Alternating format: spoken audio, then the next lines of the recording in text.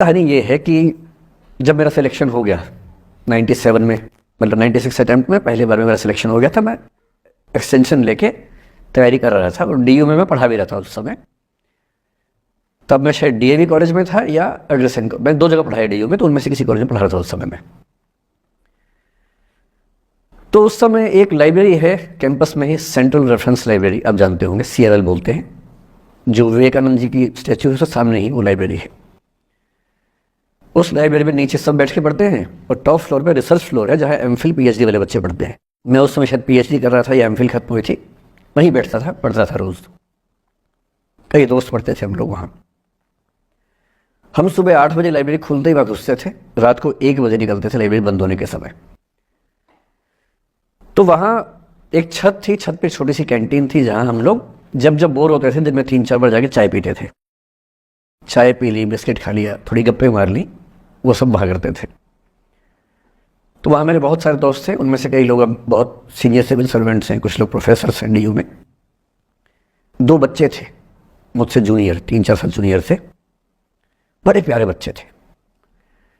मुझे उस समय तक पढ़ाई लिखाई का शौक अच्छा खासा हो गया था, तो वो रोज़ मेरे साथ बैठते थे केवल बात करने के लिए, किसी मुद्दे पर बहस करनी है तो बहस होती थी समस्या से। फिर मुझे पता लगा कि वो दोनों रिलेशनशिप में हैं, रिश्ते में हैं, दोनों ने शादी भी कर ली। उनकी योजना DU में पढ़ाने की थी या सिविल सर्विस की भी थी शायद, पता नहीं।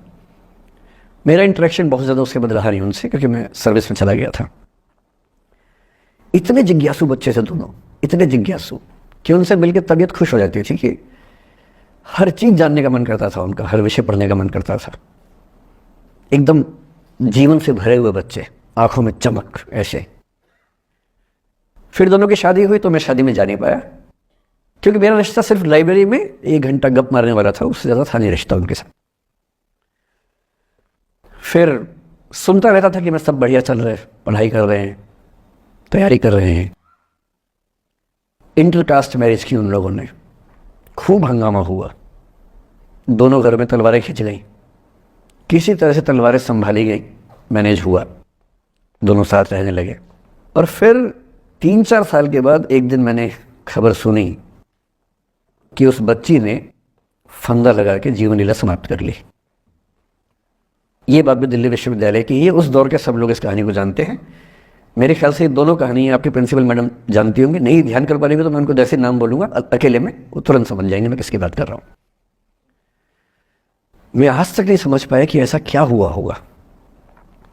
तो बाद में अनुमान जो हुआ वो ये, इंटरकास्ट मैरिज, परिवार का दबाव, समाज का दबाव, आपस का दबाव, टॉक्सिक रिलेशनशिप, अंत में उस दबाव को न झेल पाना और जीवन समाप्त कर देना, ये हुआ। ये 2 घटनाएं हैं।